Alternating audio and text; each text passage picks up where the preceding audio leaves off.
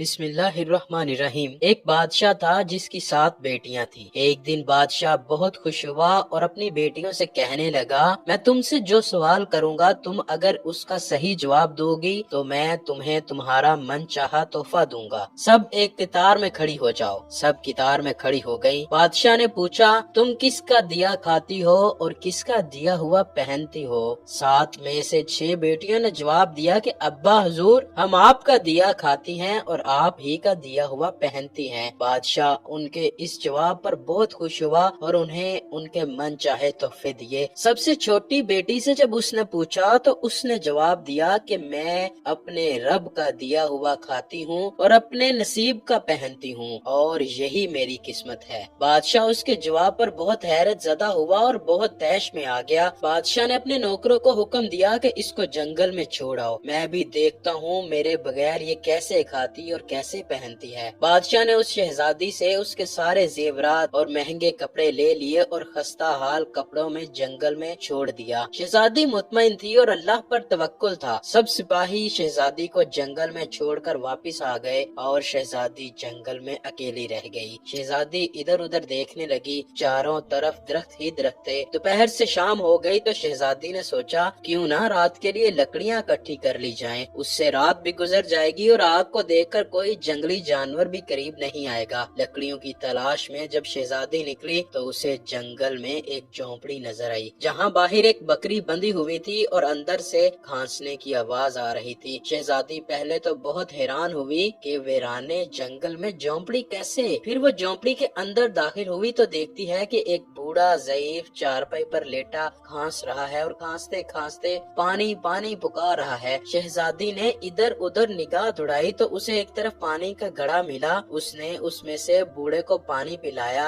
झोंपड़ी की साफ सफाई की। बूढ़ा पानी पीने के बाद शहजादी से पूछने लगा, बेटी तुम कौन हो और इस वीरान जंगल में अकेली क्या कर रही हो? इस पर शहजादी ने सारा माजरा बयान किया कि वो यहाँ कैसे पहुँची। ये सुनकर बूढ़े ने शहजादी को झोंपड़ी में रहने का कहा और कहा, मैं शहर में काम करता हूँ, सुबह सवेरे मैं चला जाऊंगा और 8 दिन बाद दोबारा वापस आऊंगा। झोंपड़ी में खाने का सामान है और करीब ही नदी है, तुम वहाँ से पानी भर लेना। सुबह सवेरे बूढ़ा शहर चला जाता है और शहजादी झोंपड़ी की साफ सफाई करके बकरी का दूध दो लेती है और आधा अपने लिए रख लेती है और आधा बाहर बर्तन में रख देती है कि कोई जानवर प्यासा होगा तो पी लेगा, और रात को सो जाती है। सुबह जब शहजादी उठती है तो देखती है कि बाहर दूध का प्याला खाली है और करीब ही एक खूबसूरत और कीमती लाल पड़ा हुआ है जो कि दिखने में बहुत कीमती लगता है और उसके साथ ही सांप के निशान भी हैं। इस पर शहजादी को याद आता है कि उसने बचपन में सुना था कि जब कोई नायाब सांप खुश होता है तो वो एक ऐसा लाल उगलता है जिसकी कीमत हीरे जवाहरात से भी ज्यादा होती है। वो सोचती है कि शायद सांप प्यासा था तो वो दूध पीकर खुश हुआ, इसलिए इसने ये लाल उगल दिया। ये सोचकर शहजादी लाल उठाती है और अपने पास रख लेती है। फिर अगली शाम शहजादी दोबारा प्याले में दूध डालकर रख देती है और सुबह फिर से उसे एक लाल मिल जाता है। इसी तरह करते करते 7 लाल हो जाते हैं और उस दिन बूढ़ा भी वापिस आ जाता है। बूढ़े के वापिस आने पर शहजादी उसे सारा माजरा बयान करती है और 3 लाल उसे दे देती है और 4 हार में डालकर अपने गले में डाल लेती है और बूढ़े को कहती है कि ये लाल सुबह शहर में जाकर बेच देना और वापसी पर अपने साथ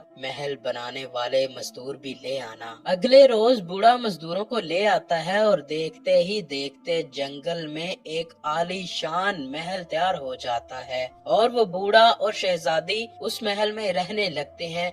ऐसा खूबसूरत महल कि जिसमें दुनिया की हर आराइश, नौकर चाकर और तमाम लज्जतें मुयस्सर होती हैं। शहजादी जंगल में लकड़ी की फैक्ट्री लगा देती है जहाँ गरीब काम करते हैं और उनकी रोजी रोटी भी चलती रहती है। देखते ही देखते शहजादी के हर तरफ चर्चे होने लगते हैं कि शहजादी बहुत ही रहम दिल है। इसी तरह ये खबर बादशाह तक भी पहुँच जाती है तो बादशाह के दिल में इश्तियाक पैदा होता है कि वो देखे तो सही कि कौन से मुल्क की शहजादी है। चुनाचे वो अपने सिपाहियों के जरिए पैगाम भिजवाता है। जब शहजादी के सिपाही उसे बताते हैं तो वो कहती है कि वो बादशाह से सिर्फ एक शर्त पर मिलेगी कि जब बादशाह अपनी सारी बेटियों के साथ आए। चुनाचे बादशाह अगले रोज ही अपनी सारी बेटियों के साथ शहजादी के महल में पहुंच जाता है शहजादी उनके लिए 7 रंग के खाने तैयार करवाती है और हर खाने के साथ उसी रंग के कपड़े जेवर पहनकर नकाब के साथ सामने आती है। महल की शान और शौकत और वकार देखकर बादशाह और इसकी बेटियां हैरान और मुतासिर होती हैं। बादशाह आखिरकार शहजादी से कह देता है कि तुम मेरी बेटियों की तरह हो और तुम्हारे कहने पर मैं भी अपनी सारी बेटियों के साथ आया हूँ, फिर हमसे ये पर्दा कैसा।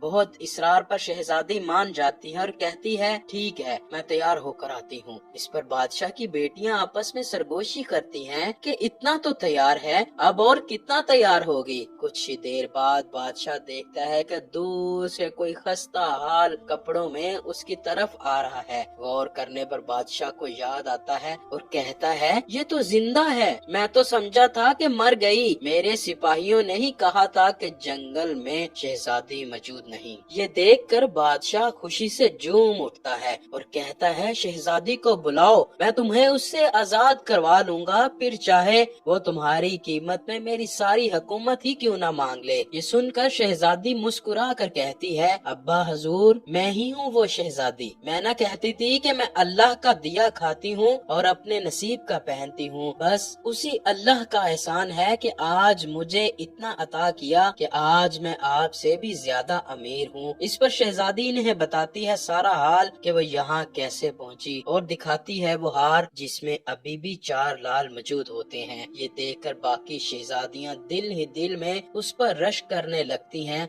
और कहती हैं काश हमने भी उस वक्त यही कहा होता कि हम अल्लाह का दिया खाती हैं और अपने नसीब का पहनती हैं। दोस्तों, हमेशा अल्लाह का शुक्र अदा करो, वो जिस हाल में भी रखे उसका जिक्र करो, वो ज़ात कभी तुम्हें अकेला नहीं छोड़ेगी।